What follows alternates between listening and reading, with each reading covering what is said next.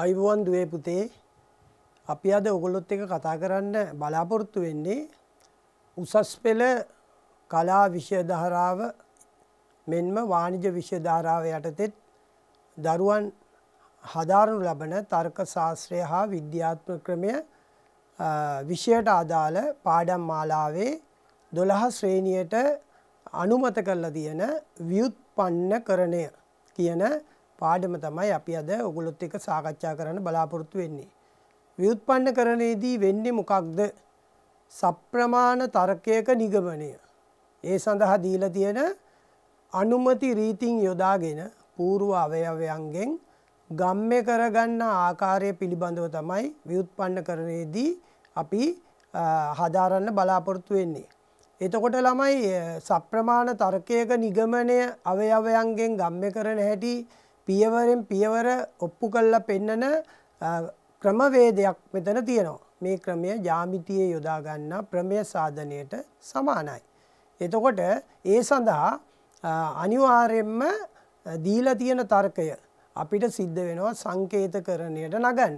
සංකේතකරණයට නගපු තර්කයේ සප්‍රමාණතාවය තමයි අපි සාකච්ඡා කරන්නේ, විමසන්නේ. එතකොට ඕගොල්ලන්ට ප්‍රශ්න පත්‍රයේදී දීලා තියෙන තර්කයේ මුලින්ම සංකේතයට නගලා ඒ සංකේතයට නැගූ සප්‍රමාණ තර්කයේ නිගමනය අවයවයන්ගෙන් ලබා ගන්න ආකාරය අනුමති රීති යොදාගෙන ඔප්පු කරලා පෙන්වීමක් තමයි අපි දැන් කරන්න ඕනේ.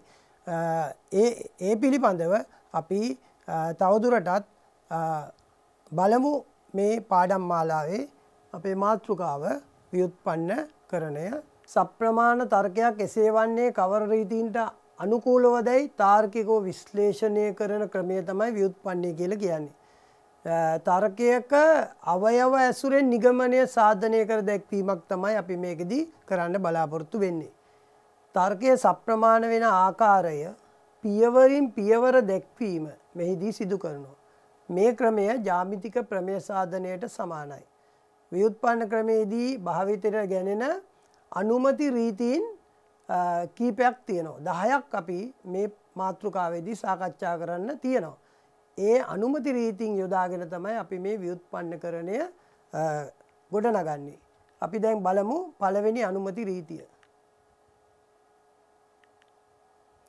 පුනර්යෝජක රීතිය. පුනර්යෝජක රීතිය කියන්නේ ව්‍යුත්පන්නයක ඕනෑම සූත්‍රයක් පේලියක් ලෙස තියෙනවා නම් ඒක ආයිත් අපිට යටින් පේලියක් ලෙස ලියන්න පුළුවන්. දැන් මේ ව්‍යුත්පන්නයේ උඩින් පේලියක් ලෙස තියෙන්නේ 5. 5 පේලියක් ලෙස තියෙනවා නම් අපිට ඒක යටින් පේලියක් ලෙස ගන්න පුළුවන් කියලා මේ රීතියෙන් කියනවා. ඕගොල්ලොන් දන්න විදිහට කිව්වොත් p පේලියක් විදිහට තියෙනවා නම් අපිට ආයිත් ඒ ව්‍යුත්පන්නය ඇතුළෙම p නැවත පේලියක් ලෙස ලියන්න පුළුවන්. හරි. අපි දැන් බලමු දෙවෙනි රීතිය. ඊළඟ රීතිය මොකක්ද කියලා අපි බලමු. ඒ තමයි ද්විත්ව නිෂේධන රීතිය.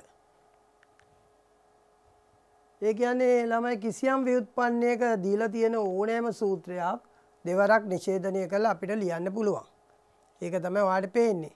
ව්‍යුත්පන්නයක p පේලියක් ලෙස දීලා තියෙනවා නම් අපිට ඒක පුළුවන් ද්විත්ව නිෂේධන p කියලා ලියන්න. 5 පේලියක් ලෙස ඕගොල්ලන්ට පේනවා. එතකොට අපිට පුළුවන් ව්‍යුත්පන්නයේ නැත 5 කියලා ලියන්න. ඒ කියන්නේ දෙවරක් නිෂේධනය කරලා ලියන්න පුළුවන්. එතකොට ඕගොල්ලන්ට පේනවා දෙවරක් නිෂේධනය කරපු පේලියක් දීලා තිබ්බොත් බැරි වෙලාවත් ඒක අපිට p කියලා ලියන්න පුළුවන්. අපි ඒකට කියනවා අදාළ පේලියේ අංකය ලියලා ද්වි రీ කියලා. පැහැදිලිද? ඊළඟට අපි බලමු තුන්වෙනි රීතිය මොකක්ද කියලා. සරල කිරීමේ රීතිය තමයි තුන්වෙනි රීතිය. ඕගොල්ලන්ට පේනවා සරල කිරීමේ රීතිය අපි යොදාගන්නේ සංයෝජක වාක්‍යයකට. සංයෝජක වාක්‍යයක දෙපැත්තේ තියෙන්නේ සංඝටක. ඒ සංඝටක අපිට පුළුවන් ව්‍යුත්පන්නයේ යටින් වෙන වෙනම පේලි විදියට ලියන්න. එතකොට 5 සංයෝජක සයි පේලියක් විදියට ඕගොල්ලන්ට පේනවා. ඒකේ අපිට ඕනේ නම් අපේ අවශ්‍යතාවයේ පරිදි 5 යටින් පේලියක් ලෙස ගන්න පුළුවන්, නැත්නම් සයි යටින් පේලියක් ලෙස ගන්න පුළුවන්. ඕගොල්ලෝ දන්න විදියට කතා කරොත් අපි මේක p සංයෝජන q ව්‍යුත්පන්නයක පේලියක් ලෙස දීලා තියෙනවා. එහෙනම් ඔයාලට පුළුවන් අවශ්‍යතාවයේ පරිදි p පේලියක් ලෙස එම ව්‍යුත්පන්නයේ යටින් ලියන්න. අපි ඒකට කියනවා මොකද්ද? සරල කිරීමේ රීතිය කියලා. පැහැදිලිද? ඊළඟට අපි කතා කරමු ඊළඟ හතරවෙනි රීතිය. එහෙනම් අපි හතරවෙනි රීතියට යන්. ආබද්ධ කිරීමේ රීතිය. අපි ඒකේ ආබ කීරී කියලා තමයි කෙටි නම භාවිතා කරන්නේ. බලන්න ආබද්ධ කිරීමේ රීතිය ව්‍යුත්පන්නයක පේලි දෙකක් වෙන වෙනම තියෙනවා නම් 5 පේලියක් හා 6 පේලියක් අපිට පුළුවන් ඒක සංයෝජක ලකුණ යටතේ එක සංයෝජක වාක්‍යයක් ලෙස ලියන්න. එතකොට අපිට පුළුවන් ඒක p පේලියකයි q පේලියකයි තියෙනවා නම් අපි හිතමු දෙවෙනි පේලියේ p තියෙනවා තුන්වෙනි පේලියේ q තියෙනවා. දැන් ඕගොල්ලන්ට පුළුවන් මොකද්ද? p සංයෝජක q කියලා පේලි දෙක වෙන වෙනම ලියන්න. ඒ කියන්නේ සංයෝජක වාක්‍යයක් හදලා ලියන්න පුළුවන්. අපිට අවශ්‍ය නම් මේක මාරු කරලා ලියන්නත් පුළුවන්. ඒ කියන්නේ q සංයෝජක p කියලා වුණත් ඕගොල්ලන්ට ලියන්න පුළුවන්. අපි ඒකට කියනවා ආබ කීරි ආබද්ධ කිරීමේ රීතිය කියලා. හරි? ඊළඟට අපි බලමු ඊළඟ රීතිය මොකක්ද කියලා. බලන්න ළමයි ඊළඟ රීතිය තමයි ආකලනය කිරීමේ රීතිය. අපි ඒක ආකීරී කියලා කියනවා. නැත්නම් ආකලනය කිරීමේ රීතිය කියලා ලියන්නත් පුළුවන්. ආකලනය කිරීමේ රීතිය එන්නේ වියෝජක වාක්‍යයක් නිර්මාණය කිරීමට. ඒතර ව්‍යුත්පන්නයක පේලියක් සඳහා ඕනෑම සංකේතමය සූත්‍රයක් ආගමනය කරලා ඒ කියන්නේ අලුතින් එකතු කරලා වියෝජක වාක්‍යයක් අපිට ලියන්න පුළුවන්. එතකොට අපි උදාහරණේ පැහැදිලි කරන්නේ 5 පේලියක් විදිහට ඕගොල්ලන්ට තියෙනවා ව්‍යුත්පන්නය ඇතුලේ. අපිට අතින් පුළුවන් ඕනම පේලියක් ආගමනය කරන්න අලුතෙන් අරගෙන ඒ කියන්නේ සයි අපිට අතින් දාලා වියෝජක වාක්‍යයක් තනන්න. ඒ කියන්නේ විකල්පයක් එකතු කරලා වියෝජක වාක්‍යයක් විදිහට අපිට ලියන්න නිදහස තියෙනවා. ඒක වියෝජක වාක්‍යයට තනි විචල්යක් නෙවෙයි ඕනනම් p ගම්මේ q වගේ ලොකු වාක්‍යයක් වුණත් තියෙන විචල්යයට විකල්පයක් විදිහට ආගමනය කරන්න පුළුවන්. එතකොට අපිට මේ නිදහස ව්‍යුත්පන්නයේ ඒ රීතිය තුල සක්‍රිය කරලා තියෙනවා. ඊළඟට අපි බලමු ඊළඟ රීතිය 6 වෙනි රීතිය. මේ රීතිය තමයි ඊටාම වැදගත් අස්ති ප්‍රකාර රීතිය. මේක තමයි වැඩිපුරම භාවිතා වෙන්නේ කිසියම් ව්‍යුත්පන්නයක පේලියක් එදී ඇති ගම්ම්‍ය වාක්‍යයක පූර්වාංගය ව්‍යුත්පන්නයේම යටින් පේලියක් ලෙස දීලා තියෙනවා නම් ඕගොල්ලන්ට පුළුවන් අපරාංගය යටින් පේලියක් ලෙස ගන්න. බලන්න මේ අරන් තියෙන උදාහරණේ පෙන්නලා තියෙන විදිහට ව්‍යුත්පන්නයේ පේලියක් විදිහට ගම්ම්‍ය වාක්‍යයක් තියෙනවා. එතකොට ඕගොල්ලන්ට පුළුවන් ඒ ව්‍යුත්පන්නයේ පූර්වාංගය ඒ ව්‍යුත්පන්නයේ කොහේ හරි පේලිය අතර තියෙනවා නම් කොහේ හරි එක ළඟම තියෙන්න ඕනේ. අපි හිතමු පේලිය තියෙන්නේ දෙවෙනි පේලියේ ගම්ම්‍ය වාක්‍ය තියෙන්නේ පස්වෙනි පේලියේ එයාගේ පූර්වාංගය තියෙන්නේ. එතකොට ඔයාට පුළුවන් ඊළඟ පේලියේ අපරාංගයේ යටින් පේලියක් ලෙස ලියන්න. අපි ඒකට කියන්නේ පේලි දෙකේ අංක දෙක. දෙකේ තිබ්බනම් දෙක p තිබ්බේ 4 නම් 2 4 ආ ප්‍ර රී කියලා ඔයාට ලියන්න නිදහස තියෙනවා. හැබැයි මතක තියාගන්න ගම්ම්‍ය වාක්‍යයේ පූර්වාංගයම පෙළක් ලෙස තියෙන්න ඕනේ. පූර්වාංගයේ පිළිගෙන තියෙනවා නම් තමයි අපිට අපරාංගයේ පිළිගන්න අයිතිය තියෙන්නේ. පැහැදිලිද? අපි ඊළඟට බලමු ඊළඟ රීතිය මොකක්ද කියලා. බලන්න නාස්ති ප්‍රකාර රීතිය ගම්ම්‍ය වාක්‍යයක් නැත කියන රීතිය තමයි මේ තියෙන්නේ.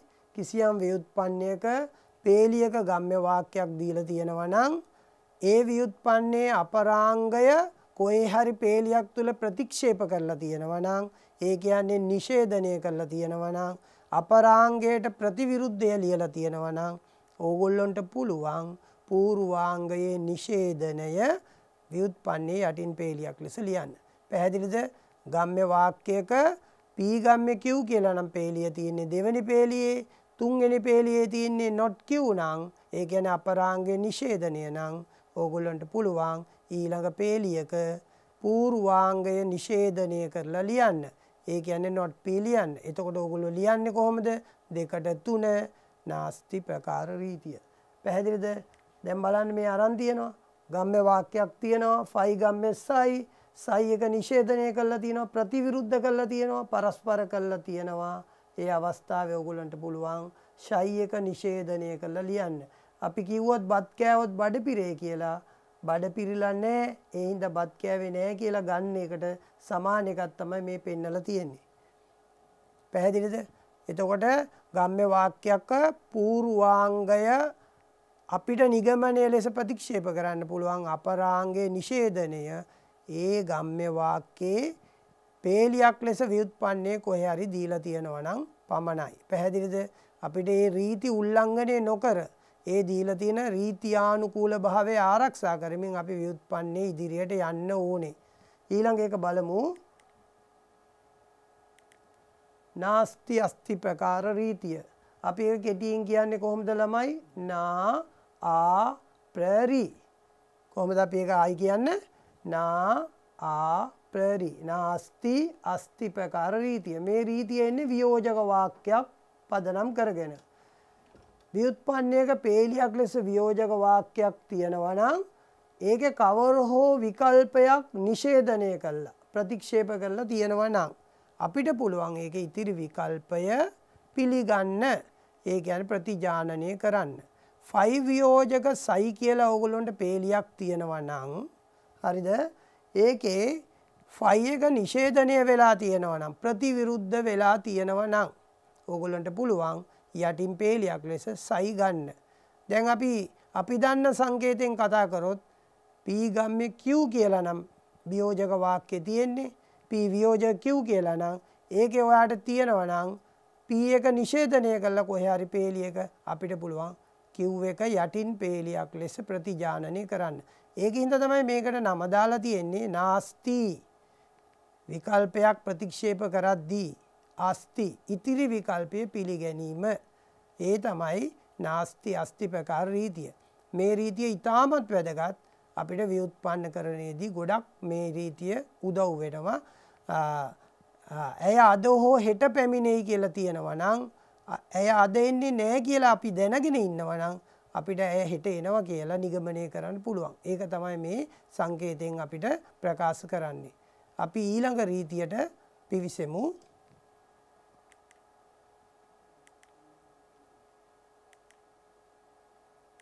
බලන්න 9 වෙනි රීතිය ගම්ම්‍ය උභය ගම්ම්‍ය රීතිය. පූර්වාංගය හා අපරාංගයේ එකිනෙකට හුවමාරු වී ඇති ගම්ම්‍ය වාක්‍ය දෙකක් ඇති විට එම ගම්ම්‍ය වාක්‍ය දෙක උභය ගම්ම්‍ය වාක්‍යයක් ලෙස ලිවීමට මෙම රීතියෙන් අපිට හැකියාව ලැබෙනවා. හරිද?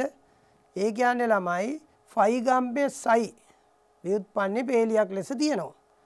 ඊළඟට කොහේ හරි තියෙනවා සයි ගම්ම්‍ය ෆයි.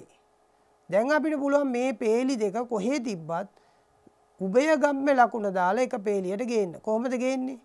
එක්ක අපිට ගන්න පුළුවන් ෆයි උභය ගම්ම්‍ය සයි. එහෙම නැත්නම් අපිට පුළුවන් සයි උභය ගම්ම්‍ය ෆයි. යටින් පේලියක් ලෙස ගන්න පුළුවන්. හැබැයි එකිනෙක හුවමාරු වෙච්ච ගම්ම්‍ය වාක්‍ය දෙකක් තියෙන්න ඕනේ. p ගම්ම්‍ය q දෙවෙනි පේලියේ තියෙනවා නම් q ගම්ම්‍ය p තුන්වෙනි පේලියේ තියෙනවා නම් p උභය ගම්ම්‍ය q ඊළඟ පේලියක ලියන්න පුළුවන්. නැත්නම් අපිට පුළුවන් q උභය ගම්ම්‍ය p ඊළඟ පේලියක ලියන්න. පැහැදිලිද? ඒ අපි කතා කරේ මොකද්ද? ගම්ම්‍ය වාක්‍ය දෙකක් උභය ගම්ම්‍ය කිරීම. ඒකේ ටිප්පණිය අපි ලියන්නේ කොහොමද? ගා ඌ ගා රී කියලා. ඊළඟ රීතිය අපි බලමු 10 වෙනි රීතිය. උභය ගම්ම්‍ය ගම්ම්‍ය රීතිය කියලා තමයි අපි ඒක නම් කරන්නේ. ඌගා ගාරි. කිසියම් ව්‍යුත්පන්නයක පෙළක ඇති උභය ගම්ම්‍ය වාක්‍යයක් ගම්ම්‍ය වාක්‍ය දෙකකට පෙරලා ලිවීමට මේ රීතියෙන් අපිට අවසරය හම්බෙනවා. හරිද? දැන් බලන්න උභය ගම්ම්‍ය වාක්‍යයක් තියෙනවා. ෆයි උභය ගම්ම්‍ය සයි කියලා තියෙන්නේ. දැන් අපිට පුළුවන් ඕනනම් මොකද්ද? ෆයි ගම්ම්‍ය සයි යටින් පේලියක් ලෙස ගන්න. එතකොට අපි ලියන්නේ මොකද්ද?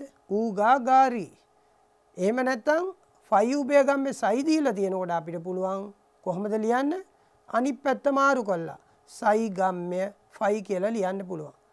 p උභය ගම්ම්‍ය q දීලා තියෙන අවස්ථාවක ඕගොල්ලන්ට පුළුවන් p ගම්ම්‍ය q කියලා ලියන්න. නැත්තම් P උභය ගම්මේ Q කියලා තියෙන වෙලාවක ඕගොල්ලන්ට පුළුවන් Q ගම්මේ P කියලා ලියන්න. එහෙම නැත්නම් අපිට පුළුවන් උභය ගම්මේ වාක්‍යයේ තියෙන ගම්ම්‍ය වාක්‍ය දෙකම ව්‍යුත්පන්නය ගන්න. P උභය ගම්මේ Q තියෙනවා. P ගම්මේ Q පේලියක් ලෙස ගන්නවා. ඊළඟ පේලියට ඕන නම් Q ගම්මේ P පේලියක් ලෙස ගන්නවා. එහෙම ගන්න අපිට මේ ව්‍යුත්පන්න ධාරාව තුල නිදහස දීලා තියෙනවා. පැහැදිලිද? මම දැන් ඕගොල්ලොත් එක්ක කතා කරේ ප්‍රධාන ව්‍යුත්පන්න සාධනයට සහාය කරගන්න ප්‍රධාන රීති 10. අපි ප්‍රස්තුත කලණේ තමයි මේ රීති 10 යොදාගෙන ව්‍යුත්පන්න සාධනය කරන්නේ. දැන් අපි මේ ඉගෙනගත්ත රීති 10 භාවිතා කරලා මේ රීති 10 යොදාගෙන අපි ව්‍යුත්පන්න සාධනය කරන හැටි සාකච්ඡා කරමු. ඒ සඳහා අපි ඊළඟ ව්‍යුත්පන්න ක්‍රම 3ක් තියෙනවා. ඒක ගැන අපි අවධානය යොමු කරමු. ප්‍රධාන ව්‍යුත්පන්න ක්‍රම 3ක් තියෙනවා. හරිද? ඍජු ව්‍යුත්පන්න ක්‍රමය, වක්‍ර ව්‍යුත්පන්න ක්‍රමය, අසම්භාව්‍ය ව්‍යුත්පන්න ක්‍රමය. ඍජු ව්‍යුත්පන්න ක්‍රමය, වක්‍ර ව්‍යුත්පන්න ක්‍රමය, අසම්භාව්‍ය ව්‍යුත්පන්න ක්‍රමය. තොර ඍජු ව්‍යුත්පන්න ක්‍රමයයි වක්‍ර ව්‍යුත්පන්න ක්‍රමය අසම්භාව්‍ය ව්‍යුත්පන්න ක්‍රමය කියන ක්‍රම තුනේම තියෙන මූලික වෙනස තමයි මේ ඍජු ව්‍යුත්පන්න ක්‍රමයේදී අපි නිගමනය සාධනය කරන්නේ දීලා තියෙන නිගමනය කෙලින්ම දක්වන්න කියලා පේලියක ලියනවා. කෙලින්ම දක්වන්න කියලා පේලියක ලියලා අවයවයන්ගෙන් ඒ නිගමනය කෙලින්ම යටින් පේලියක් ලෙස ගන්න අපි උත්සාහ කරන්න ඕනේ. කෙලින්ම නිගමනයේ යටින් පේලියක් ලෙස ආවොත් ඍජු ව්‍යුත්පන්නය නිමාවටපත් කරන්න පුළුවන්. අපි එතකොට ඒක හදන්නේ දක්වන්න කියලා දීලා තියෙන නිගමනය ලියනවා. ඒ නිගමනය ලියලා ඊට පස්සේ අපි දීලා තියෙන පූර්ව අවයවයන්ගෙන් ඒ නිගමනයේ යටින් පේලියක් ලෙස ගැනීමට උත්සාහ කරනවා. නිගමනයේ යටින් පේලියක් ලෙස අපිට ආවොත් ඍජු ව්‍යුත්පන්නය නිමාවටපත් කරන්න පුළුවන්. පැහැදිලිද? දැන් අපි වක්‍ර ව්‍යුත්පන්නයේ අසම්භාව්‍ය ව්‍යුත්පන්නය ඒ දෙක ගත්තොත් ඍජු ව්‍යුත්පන්නයට වඩා වෙනස්. ඒකෙදී අපි බාහිර උපකල්පනයක් ඇතිව තමයි ව්‍යුත්පන්නය නිමාවටපත් කරන්නේ.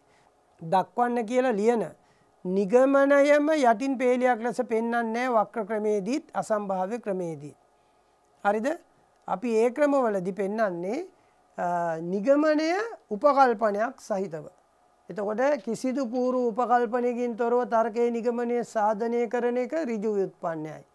අනිත් ක්‍රම දෙකේදීම අපි බාහිර උපකල්පන භාවිතා කරනවා. ඍජු ව්‍යුත්පන්න ක්‍රමය බලන්න. ඍජු ව්‍යුත්පන්න ක්‍රමයෙන් තර්ක සාධනය කරන හැටි ඔයගොල්ලෝ ඒක හරියටම හිතට ගන්න ඕනේ. මේක බොහොම පහසුයි තේරුම් ගත්තොත්. රීති 10ක් ඇතුලේ තමයි අපේ ව්‍යුත්පන්න සාධනය දිවෙන්නේ. සීමිත රීති 10ක් තියෙන. ඒ නිසා අපිට මේ රීති 10 ඇතුලේ ඍජු ව්‍යුත්පන්නයක් සාධනය කරලා නිගමනයක් ඔප්පු කරන්න පුළුවන්.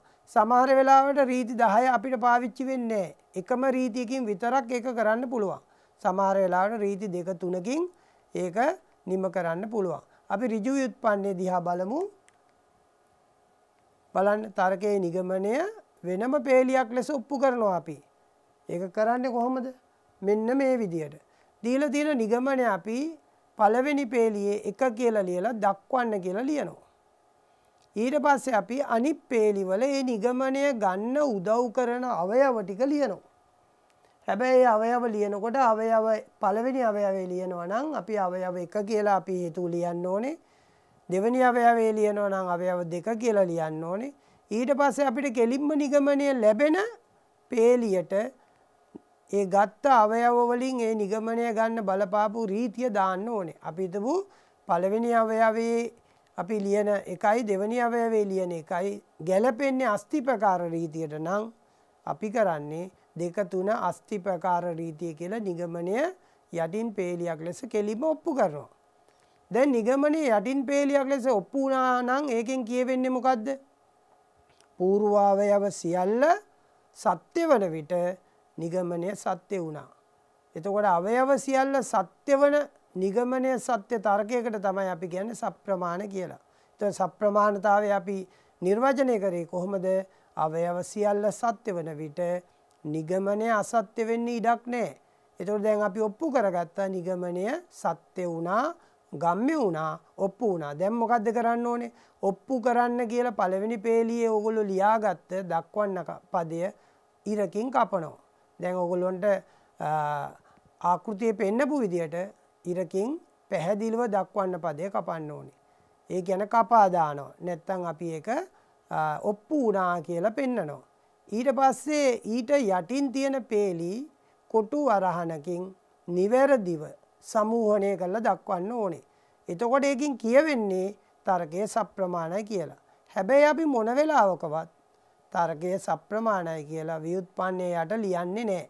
ඕගොල්ලෝ දන්නවනේ සත්‍ය චක්‍රයේදී නම් අපි ඒක යට ලියනවා සප්‍රමාණයි කියලා. ඇයි? සත්‍ය චක්‍රයේදී නිෂ්ප්‍රමාණ තර්කයක් තියෙනවනේ. ඒ හින්දා අපි අපේ නිගමනය ලියනවා. හැබැයි ව්‍යුත්පන්නයේදී අපි එහෙම ලියන්න අවශ්‍ය නැහැ. මොකද සප්‍රමාණ තර්ක පමණයි අපිට ව්‍යුත්පන්නකරණයේදී සාධනය කරන්න පුළුවන්.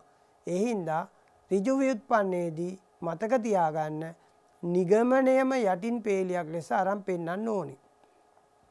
අනිත් වැදගත් කාරණාව තමයි යටින් පේලියක් ලෙස ඕගොල්ලෝ නිගමනය පෙන්නනකොට අඩුම පේලි ගණනකින් ඒ නිගමනය කරා අපි ළඟා වෙන්න උත්සාහ කරන්න ඕනේ.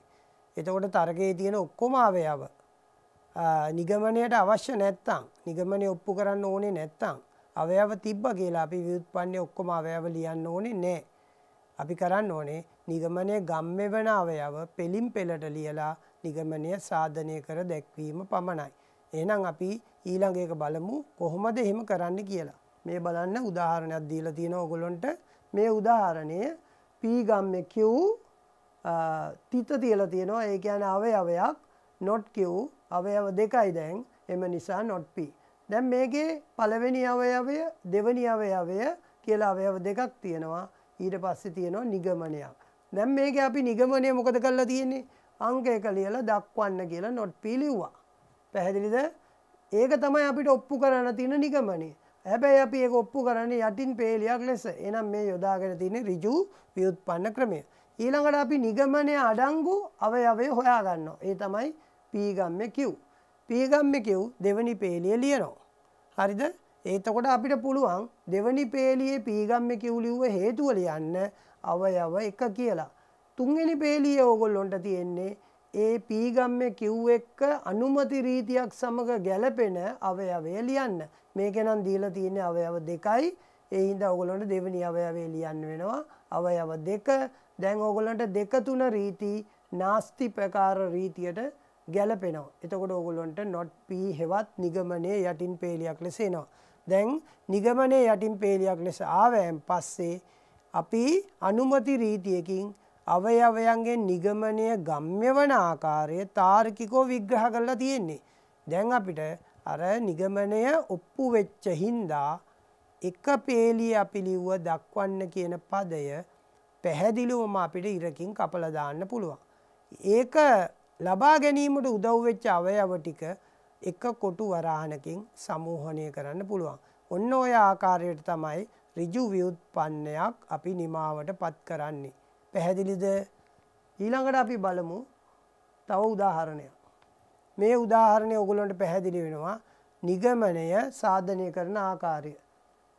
බලන්න P වියෝජක Q ඊළඟට අවයව දෙවෙනි එක පටන් ගන්නවා. අපි අවයව පටන් ගන්නකොට විරාම ලකුණක් තියලා දෙවෙනි අවයවය පෙන්නනවා P ගම්ම්‍ය R. ඊළඟට තියෙනවා I තුන්වෙනි අවයවය පෙන්නනවා not R. එම නිසා තිත් තුනෙන් පෙන්නනවා නිගමනය Q. දැන් අපිට ඔප්පු කරන්න තියෙන නිගමනය අපි දක්වන්න කියලා ඒ නිගමනය ලියනවා. දක්වන්න කියලා නිගමනය ලියලා නිගමනය ගැනීමට උදව් වෙන නිගමනය අඩංගු කරගෙන ඉන්න පළවෙනිම එක්කෙනා තමයි P වියෝජක Q. එයාව ලියනවා ඒ අවයව 1. ඊළඟට අපි P ගම්ම්‍ය R අපිට ලියන්න පුළුවන්. අවයව 2.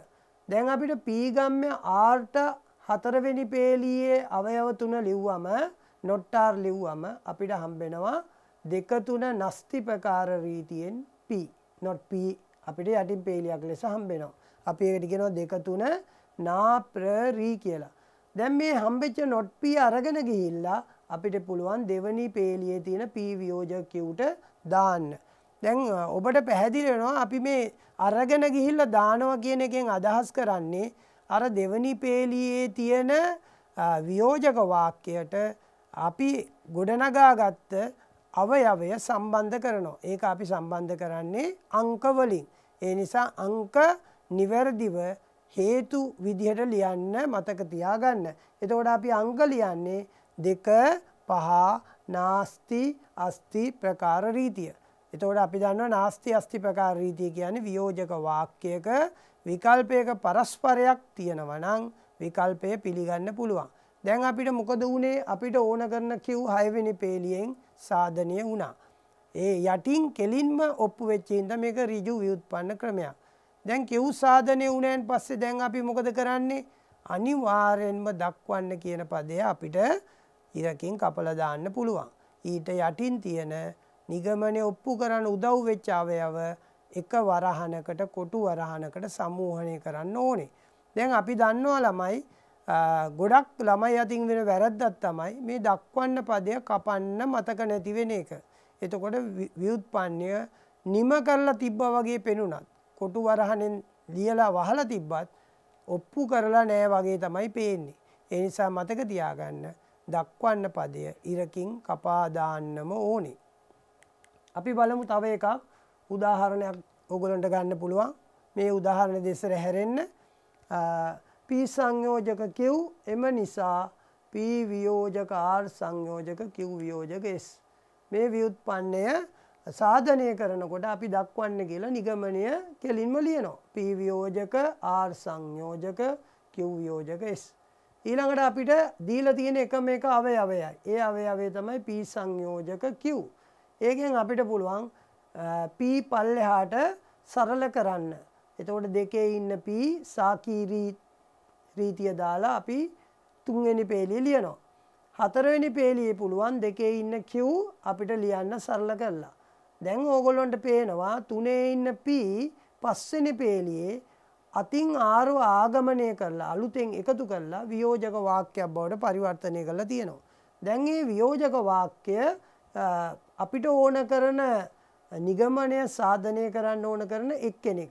අනිත් එක්කෙනා අපි හතරේ ඉන්න q දාලා හදා ගන්නවා q වියෝජක s.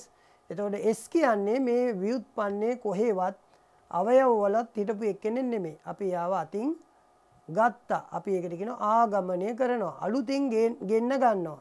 එහෙම කරන්න නීතියක් තියෙනවා. ඒක තමයි ආකලන රීතිය. එතකොට 6 වෙනි පේලියයි 5 වෙනි පේලියයි අපිට ඕන නිගමනය ගොඩනගන දෙන්න. ඒ දෙන්නව අපි 7 වෙනි පේලියේදී මොකද කරන්නේ? ආබද්ධ කරනවා. දැන් එතකොට අපිට අපි ඉල්ලපු ඍජු ව්‍යුත්පන්නයේ නිගමනයේ යටින් පේලියක් බවට පත් වෙනවා. දැන් අපි දක්වන්න කියන පදය ඉරකින් කපා දානවා. නිගමනය ඔප්පු වුණාන් පස්සේ අපිට පුළුවන් ඒ නිගමනය ගැනීමට උදව් කරපු හේතු ටික එක කොටු වරහනකින් සමූහණය කරන්න. මෙන්න මේ විදියට නිසි පියවර අනුගමනය කරොත් ඕගොල්ලන්ට හරියට විභාගෙදි ගාන හදාගත්තොත් සම්පූර්ණ ලකුණු ප්‍රමාණය කිසිම ගැටලුවක් නැතුව ලබා ගන්න පහසුවෙන්ම පුළුවන් වෙනවා. දැන් අපි ඊළඟට බලමු තවත් උදාහරණයක් දෙස. ඔබට උදාහරණයක් පැහැදිලිව පේනවා. ඒ උදාහරණය දිහා බලන්න. මේකේ නිගමනයේ තියෙන r සංයෝජක s. r සංයෝජක s අපි දක්වන්න කියලා ලියනවා ඍජු ක්‍රමයේදී. ඊට පස්සේ අපි r සංයෝජක s ලබා ගැනීමට උදව් කරගන්නවා පළවෙනි අවයවය. ඒක දෙවෙනි පේලිය තමයි අපි ලියන්නේ p උභයගම්ම්‍ය q. ඊට පස්සේ උභයගම්ම්‍ය වාක්‍යයකට අපිට නාස්ති ප්‍රකාර රීතියක් දාන්න තහනම්. අපි ඒක දාන්නේ ගම්ම්‍ය වාක්‍යයකට හින්දා දෙවෙනි පේලියේ ඉන්න p උභයගම්ම්‍ය q එක අපි තුන්වෙනි පේලියට ඌගා ගාරී කරලා ගන්නවා. අපිට එහෙම රීතියක් තියෙනවනේ. උභයගම්ම්‍ය වාක්‍යයක් ගම්ම්‍ය වාක්‍යයක් බවට පත් කරන රීතිය. ඒක දාලා අපි p ගම්ම්‍ය q අරගෙන හතරවෙනි පේලිය ලියනවා ඒ ගම්ම්‍ය වාක්‍යයට සම්බන්ධ කරන්න පුළුවන් not q. not q කියන්නේ අවයව 4. ඒක හතරවෙනි පේලියේ ලියලා අපි 3යි 4යි නස්ති ප්‍රකාර රීතිය දැම්මම අපිට not p එනවා. දැන් අපි මේ not p අරගෙන මොකද කරන්නේ? වියෝජක වාක්‍ය දෙවනි අවයවයේ තියෙනවා ඒකට සම්බන්ධ කරනවා. දැන් ඔබට පේනවා විකල්පයේ පරස්පරය තමයි පහේ තියෙන්නේ. එතකොට 6 වෙනි පේලියේ අපිට පුළුවන් p වියෝජක r ලියලා පාහය නස්ති අස්ති ප්‍රකාර රීතිය දැම්මම r අපිට යටින් පේලියෙන් ගන්න පුළුවන්. මේකදී ඕගොල්ලන්ට 6 5 කියලා ලිව්වත් කමක් නැහැ, 5 6 කියලා ලිව්වත් කමක් නැහැ. එහෙම ප්‍රශ්නයක් නැහැ. එතකොට ඕගොල්ලන්ට r විකල්පය යටින් පේලියක් ලෙස එනවා. දැන් r යටින් පේලියක් ලෙස ආවෙන් පස්සේ අපි r එක සම්බන්ධ කරන්න පුළුවන් අවයවය තමයි ඊළඟට ලියන්නේ. ඒ තමයි 8 වෙනි පේලිය ලියනවා අවයව 3 r ගම්මේ s. දැන් අපිට r ගම්මේ s එක්ක 7 ඉන්න පූර්වාංගය හොඳටම ගැලපෙනවා අස්ති ප්‍රකාර රීතියට. ඒ නිසා අපිට 9 වෙනි පේලියේ s ගන්න පුළුවන්. ඒ තමයි 8 7 නැත්තම් 7 8 අස්ති ප්‍රකාර රීතිය කියලා අපිට ගන්න පුළුවන්. අංක දෙක මාරු කරත් කමක් නැහැ. තියෙන විදියට ලිව්වත් කමක් නැහැ. එතකොට ඔයාලට s එනවා. දැන් අපේ නිගමනයේ අපිට ඕන දෙන්න කවුද? r එක පේලියක ඕනේ 7 ඉන්නවා. s එක පේලියක ඉන්න ඕනේ. එයා 9 ඉන්නවා. දැන් මේ දෙන්න අපිට පුළුවන් ආබද්ධ කරන්න. පැහැදිලිද? අපි මේ දෙන්න 10 වෙනි පේලියට අරන් තියනවා ආබද්ධ කරලා. පැහැදිලිද? එතකොට දැන් අපිට 10 වෙනි පේලියේදී ව්‍යුත්පන්නය ඍජු ක්‍රමෙන් නිමාවටපත් වෙනවා. දැන් දක්වන්න කියන පදේ මතක ඇතුව කපා හරින්න. ඊට පස්සේ 10 වෙනි පේලිය දක්වා තියෙන පේලි ටික සමූහණය කරන්න. ඔබට ඒක හොඳටම පැහැදිලිව පේනවා. සමූහණය කිරීම හරියටම කරන්න ඕනේ. සමූහණය කරන වෙලාවට බොහෝ විට ළමයි අතින් අර අංක ටික කැපිලා යනවා. අංක කැපෙන්නේ නැතිව සමූහණය කරන්න පුළුවන්. අපි ඒකට කියනවා ව්‍යුත්පන්නය තාර්කිකව විසඳන ඒ ආකෘතිය හරියට හසුරව ගන්න ළමයින්ට විභාග ශාලාවේදී පුළුවන් වෙන්න ඕනේ. පැහැදිලිද? අපි ඊළඟ එකට යන් වක්‍ර ව්‍යුත්පන්න ක්‍රමය. ව්‍යුත්පන්න ක්‍රම 3ක් තියෙනවා කිව්වා. දෙවෙනි ක්‍රමය වක්‍ර ව්‍යුත්පන්න ක්‍රමය. දැන් වක්‍ර ව්‍යුත්පන්න ක්‍රමේදී වෙන්නේ අපි ව්‍යුත්පන්නය තුල විසංවාදයක් ගොඩනැගීම මගින් නිගමනය ඔප්පු කොට දැක්වීම. වක්‍ර ව්‍යුත්පන්න ක්‍රමය කියලා කියනවා. ඕනම සප්‍රමාණ තර්කයක් සඳහා. දැන් අපි දන්නවා ඍජු ව්‍යුත්පන්න ක්‍රමය සමහර තර්ක වලට යොදා ගන්න බෑ. අසම්භාව්‍ය ව්‍යුත්පන්න ක්‍රමයක් ගම්ම්‍ය වාක්‍යයන් නොවන තර්ක වලට යොදා ගන්න බෑ. හැබැයි වක්‍ර ව්‍යුත්පන්න ක්‍රමය ඕනම ව්‍යුත්පන්නයක් සාධනය කිරීමට යොදා ගන්න පුළුවන්. ඕනම සප්‍රමාණ තර්කයක නිගමනය ඔප්පු කරන්න පුළුවන් ක්‍රමය තමයි වක්‍ර ව්‍යුත්පන්න ක්‍රමය. දැන් මේ වක්‍ර ව්‍යුත්පන්නය තුල විසංවාදයක් ගොඩනගන ආකාර දෙකක් තියෙනවා. අපි බලමු මේක. පළවෙනි එක තමයි නිගමනය දක්වන්න කියලා ලියනවා. දැන් අපිට මේ නිගමනය ඔප්පු කරන්න අවයව වල පහසුකම් දීලා නැහැ. ඒ නිසා අපි මේ නිගමනයේ පරස්පරය දෙවෙනි පේලිය ලියනවා. ඒක ලියලා අපි ඒක නම් කරනවා වක්‍ර ව්‍යුත්පන්නයේ උපකල්පනය කියලා. ඒ කියන්නේ දැන් අපි කියන්නේ මොකද්ද? නිගමනය ඔප්පු කරන්න කෙලින්ම බෑ. ඒ වුණාට අපිට පුළුවන් නිගමනයේ පරස්පරය දෙවෙනි පේලියේ පිළි අරගෙන ඒ පිළිගත් පරස්පරය වැරදි කියලා පෙන්වන්න. ඒක අපි පස්වෙනි පේලියේ පිළිගත් පරස්පරය වැරදි කියලා පෙන්වලා තියෙනවා. උපකල්පනය සමගමයි විසංවාදය ගෙනල්ලා තියෙන්නේ. එතකොට උපකල්පනයත් එක්ක විසංවාදයක් ගොඩනගෙනකොට ඒ උපකල්පනයේ වැරදි කියලා ඔප්පු වෙනවා. අන්න ඒකට කියනවා ප්‍රසංග සාධන ක්‍රමය කියලා. දැන් ඕගොල්ලන්ට පැහැදිලි නිගමනයේ පරස්පරය සාවද්‍යයි කියලා ඔප්පු වෙච්ච හින්දා නිර්වද්‍ය වෙන්නේ පළවෙනි පේලියේ නිගමනය. ඒ නිගමනයේ අපි දක්වන්න පදේ කපලා වහලා තියෙනවා. ඒ කියන්නේ ව්‍යුත්පන්නය නිමාවටපත් කරලා තියෙනවා. මෙන්න මේක තමයි වක්‍ර ව්‍යුත්පන්න ක්‍රමය. මේ වක්‍ර ව්‍යුත්පන්න ක්‍රමයට යොදාගෙන තියෙන්නේ ඊලියානු සීනෝ කියන මහා දාර්ශනික චින්තකයාගේ තාර්කික විතණ්ඩවාදියෙක් විදිහට ඔහු හැඳින්වුවේ යොදාගත්ත අපෝහන තර්කය. ඒ අපෝහනේ ක්‍රමය තමයි නිගමනයේ පරස්පරය මුලින් හරි කියලා පිළිගෙන එහි තියෙන න්‍යාය විරෝධී තැන් ඉස්මතු කළා ඒ නිගමනයේ පරස්පරය සාවද්‍යයි කියලා පෙන්වීම. නිගමනයේ පරස්පරය සාවද්‍ය නම් අපි දක්වන්නේ කියලා ඔප්පු කරපු නිගමනය තමයි නිර්වද්‍ය. එතකොට අපිට අනියම් ආකාරයකින් නිගමනය පිළිගන්න බල කරනවා. අන්න ඒකට තමයි අපි කියන්නේ අපෝහන තර්කය. එතකොට ප්‍රසංග සාධනයට නවීන තර්ක ශාස්ත්‍රඥයින් ගෙනල්ලා තියෙන්නේ ඊලියානුස්සීනෝ කියන දාර්ශනිකයාගේ අපෝහන තර්කයේ ලබාගත් අදහස තමයි මේකට සම්බන්ධ කරලා තියෙන්නේ. ඊළඟට අපිට පුළුවන් වක්‍ර සාධනය කරන්න තව ක්‍රමයක් නිගමනයේ පරස්පරය දෙවෙනි පේළිය ලියන්න පුළුවන් වක්‍ර ව්‍යුත්පන්න උපකල්පනය කියලා. එයාගේ පරස්පරය පෙන්වන්නේ නැතුව අපිට වෙනත් විසංවාදයක් ව්‍යුත්පන්නේ පේලි දෙකක් අතර ගොඩනගන්න පුළුවන්. බලන්න වෙනත් විසංවාදයක්. අපි ෆයි තමයි දක්වන්න කියලා ලිව්වේ. එයාගේ ෆයි එකේ පරස්පරය තමයි වක්‍ර ව්‍යුත්පන්න උපකල්පනය ලිව්වේ. හැබැයි 4 5 කියන පේලි වල අපි ඔප්පු කරන්නේ විසංවාදයේ මතු කරලා පෙන්වන්නේ සයිව. ඒ කියන්නේ නිගමනයේම එක්කෙනාගේ පරස්පරය නෙමෙයි වෙනත් පරස්පරයක්.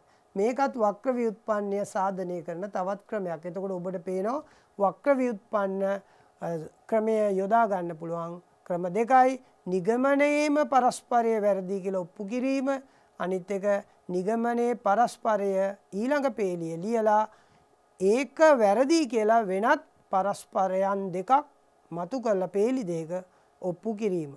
මේක තමයි වක්‍ර ව්‍යුත්පන්න ක්‍රමය. අපි නිදසුන් කීපයක් අරන් ඒක තහවුරු කරගමු. බලන්න පළවෙනි නිදසුන දාලා තියෙනවා. ඔයගොල්ලන්ට පේනවා බෝඩ් එකේ. පළමු ක්‍රමය ප්‍රසංග සාධන ක්‍රමයෙන් මේ තර්කය ඔප්පු කරනවා. නිගමනයේම පරස්පරය වක්‍ර ව්‍යුත්පන්න උපකල්පනය කියලා ලියලා 6 වෙනි පේළියේ ඒ පරස්පරය අපි ඔප්පු කරලා පෙන්නනවා. ඒක පෙන්වන්නේ අනුමත රීති වලින් පරස්පරය විදියට ලිව්ව වක්‍ර ව්‍යුත්පන්න උපකල්පනය අපිට පේලියක් විදියට යොදන්න පුළුවන්. ඒ අනුව එයාට රීති පාවිච්චි කරන්න පුළුවන්. රීති පාවිච්චි කළා අපිට පුළුවන් එයාව යොදාගෙන නිගමනයේම පරස්පරය යටින් පේලියක් ලෙස පෙන්වන්න. දැන් ඔබට පේනවා දෙවෙනි පේලියත් එක පරස්පර වෙන එක්කෙනා 6 වෙනි පේලියේදී අපිට හම්බෙනවා.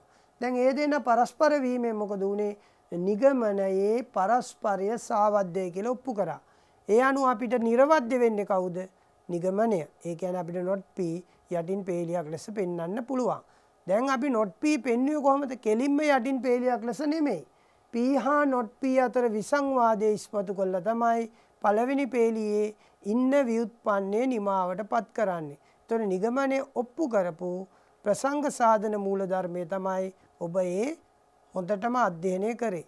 ඊළඟ එකේදී අපි දක්වන්න කියලා ලියන්නේ නිගමනයේ වෙන not p. එතකොට අපිට දෙවෙනි පේළියේ ඉන්නේ ඒකේ පරස්පරය කවුද? p. හැමතිස්සෙම විසංවාදයක් නම් නිගමනයේ තියෙන්නේ not p කියලා නම් ඒකේ පරස්පරය වෙන්නේ p. හැමතිස්සෙම නිෂේධනයක් තියෙනකොට ඒකේ ප්‍රතිජානනය වක්‍ර ව්‍යුත්පන්න උපකල්පනයේ ලියන්න අපි මතක තියාගන්න ඕනේ. දැන් අපි විසංවාදයේ ඉස්මතු කරන්නේ කොහොමද? දෙවෙනි පේළියට තුන්වෙනි පේළිය අස්ති ප්‍රකාර රීතියෙන් ගලපනවා. එතකොට අපිට q හම්බෙනවා. ආයි දෙවෙනි පේළියට පස්වෙනි පේළිය අස්ති ප්‍රකාර රීතියෙන් ගැලපෙව්වම අපිට 6 වෙනි පේළියේ not q හම්බෙනවා. දැන් මේ ව්‍යුත්පන්නයේ ඇතුලේ මොකක්ද වෙලා තියෙන්නේ? ව්‍යුත්පන්නයේ ඇතුලේ p පිළිගැනීම නිසා පිළිගැනීමට ලක් වෙච්ච නිසා ඍජු පරස්පරයක් 4යි 6යි අතර ඉස්මතු වෙලා තියෙනවා. මේ ඍජු පරස්පරයෙන් අපිට කියන දේ මොකක්ද? මේ ඍජු පරස්පරයෙන් අපිට කියන්නේ මේ නිගමනයේ p පිළිගැනීම සාවද්‍යයි. එහෙනම් p පිළිගන්න අපිට ඉඩ දෙන්නේ නැත්නම් අපිට පිළිගන්න පුළුවන් එයාගේ පරස්පරය පළවෙනි පේළියේ ඉන්න not p. දැන් අපි මේ not p ව ඔප්පු කරා. ඒකට කියනවා වක්‍ර ව්‍යුත්පන්න ක්‍රමය. පැහැදිලිද? ඒතර වක්‍ර ව්‍යුත්පන්නය අපිට යොදා ගන්න පුළුවන් ආකාර දෙකක් තමයි මම මේ ඕගොල්ලන්ට පැහැදිලි කරේ. දැන් තව උදාහරණයක් අරන් බලන්න. ඕගොල්ලන්ට දැන් පේනවා මේ වක්‍ර ව්‍යුත්පන්නය අපි ගොඩනගලා තියෙන්නේ කොහොමද? නිගමනයේ පරස්පරය යටින් ලියනවා q වක්‍ර ව්‍යුත්පන්න උපකල්පනය. එයත් එක්ක විසංවාදී පෙන්වන්නේ අවයව එක පස්වෙනි පේළියේ ලියලා තියෙනවා. එයා එක්ක විසංවාදී වෙන එක්කෙනා අපි 4 තුල නිර්මාණය කරගන්නවා q එකයි p එකයි ආබද්ධ කරලා. දැන් 4යි 5යි විසංවාදයක්. මේ විසංවාදයෙන් දෙවෙනි පේළිය වැරදි කියලා ඔප්පු වෙනවා. දෙවෙනි පේළියේ ඉන්න කෙනා වැරදි නම් එයාගේ පරස්පරය හරි. කවුද පරස්පරය? අපිට ඔප්පු කරන්න ඕන නිගමනය. අන්න එයාව අපි ඔප්පු කරා. දැන් මොකද වෙන්නේ? දක්වන්න පදේ අපිට ඉවත් කරන්න පුළුවන්. දැන් ඕගොල්ලන්ට පේනවා තවත් උදාහරණයක්. බලන්න මේ උදාහරණය දිහා වක්‍ර ව්‍යුත්පන්නය නිමාවට පත් කරන ආකාරය. ඒකේ වක්‍ර ව්‍යුත්පන්නයට දෙවෙනි පේළිය අරන් තියෙන්නේ නිගමනයේ පරස්පරය. 3 4 පේලිවල අපි විසංවාදය පෙන්නලා තියෙනවා. ඒ අනුව අපිට පැහැදිලිව පේනවා not p ඔප්පු වෙලා කියලා. ව්‍යුත්පන්නයේ ඍජු පරස්පරය නිගමනය සාවද්‍ය කරනවා. සාවද්‍ය කරන්නේ p. ඒ නිසා නිර්වද්‍ය වෙන්නේ not p. ඒ අනුව not p සාධනය වෙනවා. දැන් ඔයගොල්ලෝ not p සාධනය වෙච්ච හැටි ආකාරය පැහැදිලි. ඊළඟට අපි බලමු තව උදාහරණයක්. ඒ උදාහරණයේ දක්වන්න not p. දැන් ඒ not p අපි ඔප්පු කරන්නේ විසංවාදයේ විදියට 5 6 පේලිවල සංයෝජක වාක්‍ය පරස්පරයක් පෙන්නලා. දැන් not p දක්වන්න ලිව්වම දෙකේ අපි ලියලා තියෙන්නේ p නේ වක්‍ර ව්‍යුත්පන්න උපකල්පනය. දැන් අපි උත්සාහ කරන්නේ මේ දෙකට පරස්පරයක් හදන්න.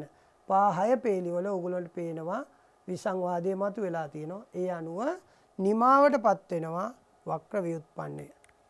දැන් ඊළඟ උදාහරණයක් දාලා තියෙනවා. ඒක බලන්න. ඒ උදාහරණේ ඔබට පැහැදිලි නිගමනය not p දක්වන්න ලිව්වා. අනිවාර්යම වක්‍ර ව්‍යුත්පන්නය උපකල්පනයක් විදිහට දෙවෙනි පේලියේ නිගමනයේ පරස්පරය ලිව්වා. q not q අතර විසංවාදය එතන මතු වෙනවා. අපි මතු කරගත්තා. ඒ q not q අතර විසංවාදයෙන් ප්‍රධාන ව්‍යුත්පන්නයේ වක්‍ර ව්‍යුත්පන්න උපකල්පනය වැරදි කියලා ඔප්පු වෙනවා. ඒ අනුව එයාගේ පරස්පරය not p නිර්වද්‍යයි කියලා අපිට පිළිගන්න පුළුවන් වෙලා තියෙනවා. ඊළඟට අපි බලමු තවත් ව්‍යුත්පන්න ක්‍රමයක් ගැන මම කතා කරා. ඒ තමයි අසම්භාව්‍ය ව්‍යුත්පන්න ක්‍රමය. අසම්භාව්‍ය ව්‍යුත්පන්න ක්‍රමයේදී මොකද වෙන්නේ? අසම්භාව්‍ය ව්‍යුත්පන්න ක්‍රමය යොදා ගන්න පුළුවන් නිගමනයේ ගම්ම්‍ය වාක්‍යයක් වන අවස්ථාවල පමණයි. ගම්ම්‍ය වාක්‍යයක් නම් ඒකේ පළවෙනි පේලිය දක්වන්න කියලා ලියලා දෙවෙනි පේලිය අපි ලියන්න ඕනේ ඒකේ පූර්වාංගය. නිගමනයේ ගම්ම්‍ය වාක්‍යයක් වුණොත් අපිට පුළුවන් පළවෙනි පේලියේ දක්වන්න කියලා ඒ නිගමනයේ ලියන්න ගම්ම්‍ය වාක්‍ය පූර්වාංගය අපිට පුළුවන් දෙවෙනි පේලියේ ලියන්න. ඊට පස්සේ අපි අපරාංගය යටින් පේලියක් ලෙස ලබා ගන්න ඕනේ. අපරාංගයේ යටින් පේලියක් ලෙස ලබා ගත්තයින් පස්සේ ව්‍යුත්පන්නයේ නිමාවටපත් වෙනවා. පැහැදිලිද? ඒතර අපරාංගයේ යටින් පේලියක් ලෙස ලබා ගැනීම සඳහා තමයි අපි පේලි මෙහෙවන්න ඕනේ. අපිට අපරාංගයේ යටින් පේලියක් ලෙස පැහැදිලිව ලැබුණොත් දක්වන්න පදය ඉවත් කරන්න පුළුවන්. කපලා දාන්න පුළුවන්. මේක මේ වැස්සොත් පොළොව තෙමේ කියලා නිගමනයේ ගම්ම්‍ය වාක්‍ය පූර්වාංගයේ තියෙනවා නම් වැහැලා තිබේ කියලා අපි උපකල්පනය කරොත් අපි හොයාගෙන යන්න ඕනේ පොළොව තෙමිලා තියෙනවද කියලා. අපිට අපරාංගයේ යටින් හම්බුනාම අසම්භාව්‍ය ව්‍යුත්පන්නය නිමාවටපත් කරන්න පුළුවන්. බලන්න ඒකෙන් අපි උදාහරණ දාලා තියෙනවා. නිගමනය ගම්ම්‍ය වාක්‍යයක් වුණේ p ගම්ම්‍ය r දෙවෙනි පේලියේ පූර්වාංගයේ ලියන්න ඕනේ අසම්භාව්‍ය ව්‍යුත්පන්න උපකල්පනය ලෙස. එතකොට අපි අපරාංගය r යටින් පේලියක් ලෙස ගන්න ඕනේ. එතකොට දෙවෙනි පේලිය අසම්භාව්‍ය ව්‍යුත්පන්න උපකල්පනයක්. නමුත් එයා පේලියක්. ඒ නිසා එයාට රීති දාන්න අවසර තියෙනවා. තුන්වෙනි පේලියත් එක්ක එයාව ගැලපුවාම හතරවෙනි පේලිය අස්ථිපකාර රීතියෙන් අපිට කවුද හම්බෙන්නේ q. පස්වෙනි පේලියත් එක්ක අවයව ගැලපුවාම අපි බලාපොරොත්තු වෙච්ච අපරාංගයේ වෙච්ච r යටින් පේලියක් ලෙස අපිට හම්බෙනවා. r හම්බුණෙන් පස්සේ අපරාංගය ලැබීමෙන් පස්සේ අපිට පුළුවන් අසම්භාව්‍ය ව්‍යුත්පන්න උපකල්පනය නිමාවටපත් කරන්න. දැන් බලන්න දෙවෙනි උදාහරණ දිහා. දෙවෙනි උදාහරණේ not r ගම්ම්‍ය not p අපිට තියෙන්නේ. not r ගම්ම්‍ය not p එකේ අපි පූර්වාංගයේ දෙවෙනි පේලිය ලිව්වා අසම්භාව්‍ය ව්‍යුත්පන්න උපකල්පනය. එතකොට අපිට අපරාංගය හොයාගෙන යන්න ඕනේ. ඒක තුන්වෙනි පේලිය අවයව දෙක එක්ක ගැලපුවාම නස්ති අස්ථිපකාර රීතියෙන් ඔබට q ගන්න පුළුවන්. ඊළඟට පස්වෙනි පේලියේ නස්ති ප්‍රකාර රීතියෙන් අපි බලාපොරොත්තු වෙන not p ගන්න පුළුවන්. දැන් අපරාංගය අපිට හම්බුණානේ. එතකොට අසම්භාව්‍ය ව්‍යුත්පන්නයේ අරමුණ තමයි අපරාංගය සොයා ගැනීම නැත්නම් යටින් ඔප්පු කිරීම. දැන් මුළු ගම්ම්‍ය වාක්‍යෙම ඔප්පු කරන්න ඕනේ නැහැ. ඍජු ක්‍රමයට වඩා මේ ක්‍රමය ලේසි. අපරාංගය පමණයි පෙන්වන්න ඕනේ. ඔප්පු වුණාන් පස්සේ ප්‍රධාන ව්‍යුත්පන්නය නිමාවටපත් කරන්න පුළුවන්. ඊළඟ උදාහරණය දාලා තියෙනවා. ඒකත් පොඩ්ඩක් බලන්න. ඔබට දැන් තවදුරටත් මේක තහවුරු වෙයි. දක්වන්න කියලා ලියන්නේ නිගමනයේ වෙච්ච p ගම්ම්‍ය r දෙවෙනි පේලිය අපි p ලියලා තියෙනවා අසම්භාව්‍ය ව්‍යුත්පන්න උපකල්පනය.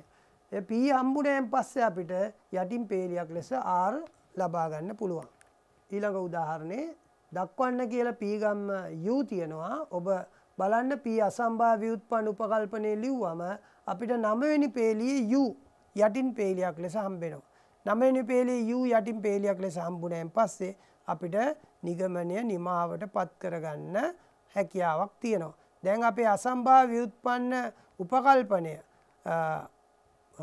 තුලින් කිව්ව කතාව U වලින් ඔප්පු කරලා තියෙන හින්දා අපිට ගම්මේ වාක්‍ය ඔප්පු වුණා කියලා සලකන්න පුළුවන්. ඊට පස්සේ අපිට මේ ප්‍රධාන ව්‍යුත්පන්නයේ නිමාවට පත් කරන්න සහාය ව්‍යුත්පන්න යොදා ගන්න සිද්ධ වෙන අවස්ථා තියෙනවා. අපි ඒක දිහා බලමු. සහායක ව්‍යුත්පන්න අපි යොදාගන්නේ කොහොමද කියලා. ව්‍යුත්පන්නය තුල සහායක යොදාගන්නේ ප්‍රධාන තර්කය සාධනය කරන්න අවයව හා නිගමනය අතර ඍජු සම්බන්ධයක් නැත්තම් දීලා තියෙන උපකල්පනයත් අපිට අවශ්‍ය අරමුණු ඉටු කරගන්න බැරි නම් අපි ප්‍රධාන ව්‍යුත්පන්නය ඇතුලේ අපිට පුළුවන් කුඩා ව්‍යුත්පන්න පටන් ගන්න. ඒ කියන්නේ ප්‍රධාන ව්‍යුත්පන්නයේ දක්වන්න පදයට යටින් අපිට දක්වන්න කියලා අනු ව්‍යුත්පන්න ආරම්භ කරන්න පුළුවන්. ඒ අපි අනු ව්‍යුත්පන්නයක් ආරම්භ කරන්නේ අපිට ඔප්පු කරගන්න බැරි පේලියක් තමයි අපි දක්වන්න කියලා සහාය ව්‍යුත්පන්නයක ලියන්නේ. රීතියක් ලෙස නිම කරන ලද සහාය ව්‍යුත්පන්නයක් ඔප්පු කරයන් පස්සේ ඒකට යටින් තියෙන ඒවා අපි වරහන් කරන්න ඕනේ, සමූහණය කරන්න ඕනේ. ඒවට අපිට රීති ආදේශ කරන්න බෑ. එතකොට අවශ්‍යතාවයේ පරිදි සහාය ව්‍යුත්පන්න එකක් නෙමෙයි ඕනම ප්‍රමාණයක් ප්‍රධාන ව්‍යුත්පන්නය ඇතුලේ ආරම්භ කරන්න පුළුවන්. හැබැයි ඒ ඔක්කොම සහාය ව්‍යුත්පන්න ඔප්පු කරලා ඉවර වෙනකම් ප්‍රධාන ව්‍යුත්පන්නයේ දක්වන්න පදය කපා දාන්න අපිට අයිතියක් නැහැ. අපි බලමු සහාය ව්‍යුත්පන්නයක් හදාගන්න විදිය. මේ තියෙන එකේ ආකෘතිය පළවෙනි පේලිය දිහා බලන්න අපි දක්වන්න කියලා පයි ගම්ම්‍ය සයි ලිව්වා. අසම්භාව්‍ය ව්‍යුත්පන්න උපකල්පනයේ ෆයි ලිව්වා. දැන් අපිට සයි ඔප්පු කරගන්න බෑ. ඒ නිසා පස්වෙනි පේලියේ දක්වන්න සයි කියලා ලියලා අපි ආව වක්‍ර ව්‍යුත්පන්නයට මාරු කරා. දැන් ඊට පස්සේ ප්‍රසංග සාධන මූලධර්මයේ යටතේ 7යි 9යි එක්ක අපිට පුළුවන් විසංවාදයක් ගලපලා අර පස්වෙනි පේලියේ සහාය ව්‍යුත්පන්නයේ නිමාවට පත් කරන්න. සහාය ව්‍යුත්පන්නයේ නිමාවට පත් වුණාන් පස්සේ ඒක ඇසුරු කරගෙන පස්වෙනි පේලියේ අපිට ඕන කරන ප්‍රධාන ව්‍යුත්පන්නයේ අපරාංගය ඔප්පු වුණා. ඒ නිසා අපිට ප්‍රධාන ව්‍යුත්පන්නය දැන් නිමාවට පත් කරගන්න පුළුවන්. අන්න ඒකට තමයි කියන්නේ සහායක යොදා ගන්නවා කියලා. අපි තවත් ඔබට සුපුරුදු සංකේත වලින් ගානක් අරන් බලමු. මේ තියෙන්නේ සහාය ව්‍යුත්පන්නයක් ගොඩනගපු ආකාරය.